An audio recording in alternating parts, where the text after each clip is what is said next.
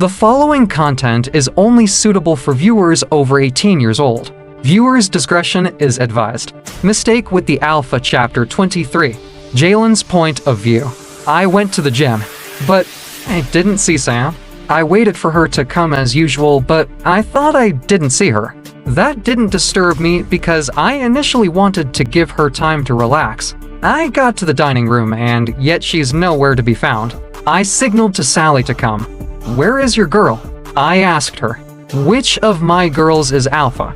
She asked me. "She's gone home, Alpha," she replied. I gave a little frown. "Is anything happening that I should know?" "Nothing, Alpha. She's off duty today, and she normally spends it with her parents," she explained.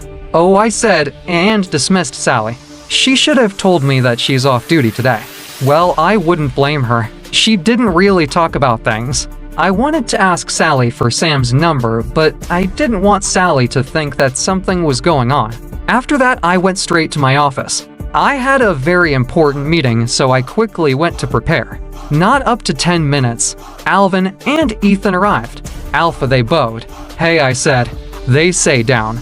"Any good news?" I asked prior where I sent them. "Yes, a lot," Ethan said, and this made me concentrate. I left what I was doing and looked at them. I'm all ears. Firstly, everything about the mine is ready. We've touched everywhere we want to get the equipment and materials. Just waiting for your order to start taking them to the location. That's truly good news. This is one thing my father and the council did all these years, but they couldn't acquire it. My pack was trying to get some minerals that humans discovered because it's also useful for us. We also want to be independent and don't have to go as far as humans to get our things. So we decided to build a quarry and a mine. I discovered crude oil on a land where the whole pack was killed by an incurable disease centuries ago. This land was abandoned by all and none wanted to catch the curse. One day, my father was passing through and mistakenly fell into a pit in that land. That was where he discovered that it wasn't really disease that killed them.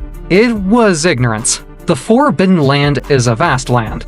My father took his beta and Gemma to the place and examined it more. At first, my father didn't know what it was. He then took it to the people he knew in the human land. They were the one that told him it's crude oil, and since my father is also an educated person, he studied with the humans. Before our pack can be independent, we had to go to the human land to learn a lot of things. We don't want to run the pack the old way. My grandpa made sure he sent out more pack members into different places. That's why we have what they have. If anyone mistakenly entered our pack, it might be hard to discern if we are humans or not. We would have accommodated the humans, but they are not truthful people. When I went there for my education, I studied them and knew I could never be with them. I was so happy when I came back home. We have issues with acquiring the land because the Alpha that borders it wouldn't let us. My father fought over this and now I've been fighting. The man didn't know what's on it because we are more civilized than each other. Some packs even envied our civilization. Some of them just blend in and come to school in our pack.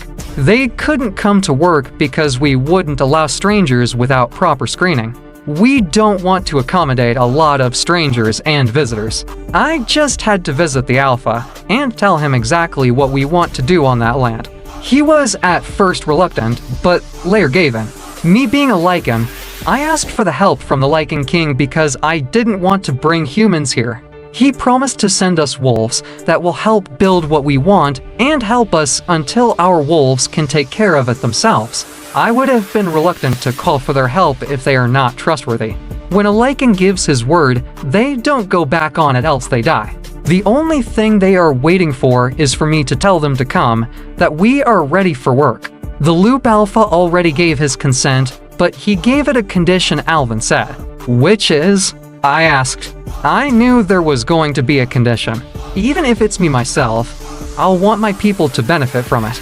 He said we would sell every product to his pack at a discounted rate. He replied, "That's fair enough.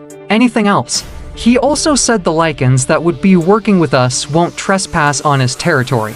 I personally won't blame the Alpha for saying that because his lineage has a terrible history with the Lycans. A misunderstanding that I think can be resolved, but pride wouldn't let them all listen to each other. It's one of the reasons he gave me more problems than my father. It was until I threatened him that I was going to ally with my Lycans to fight war that he calmed down. I know that nothing will make us partner aside this land. If you don't know, I'm a Lycan and my parents are both normal werewolves. I'm not only a Lycan but a hybrid. This is unexplainable to anyone. I have a vampire breed in me. There was a time my father told me the Lycans want to take me away from him because they feel like a Lycan shouldn't be among normal werewolves. My father wouldn't let them take me. They would have made trouble with my father until they heard that I'm also a hybrid. I do not always use my vampire skills because I don't know how to use them. In history, vampires and werewolves aren't friends at all. That's why everyone that knew I was a hybrid kept wondering why. My father told me that if it's not that he would have felt it if my mother happened to lay with another man, he would have thought me to be a bastard because in history no Lycan is in their family.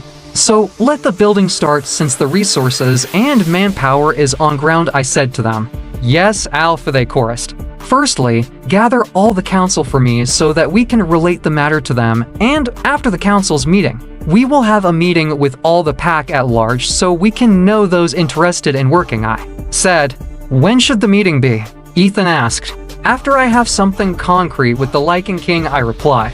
We spent hours in the meeting, and after which I called my father and related everything to him. He said he was so pleased and proud of me. He had always told me that I would do better, and this I've always worked towards. I miss Sam, Hort told me. It was then I realized that I miss her too. I've not even set my eyes on her since this morning. Let's call her, Hort said. No, I shook my head. What would I say I'm calling for? Make up anything. An alpha doesn't lie, I snapped and ignored Hort. As time went on, I decided that I didn't have a choice but to call her. Hort has got me thinking about her. I kept on replaying the scene of the time Sam and I played together. Her beautiful face kept on popping up in my head. I remembered how she kept avoiding our body from touching because she was naked, but yet I could still feel the heat of her body. I picked up my phone and went to the messages she sent to me to copy her number. I tried resisting not to look at the video that brought her close to me, but I was overcome by the temptations. Just listening to her moan got me so hard as a rock. I looked at how shabbily she did what she was doing, but it was cute and so sexy. I felt like she should be here and I should bury myself deep inside her, making her scream out my name. Please like the video and subscribe to the channel. Turn on notifications to stay up to date with new videos uploaded. Also check out our next video in the series. Thank you.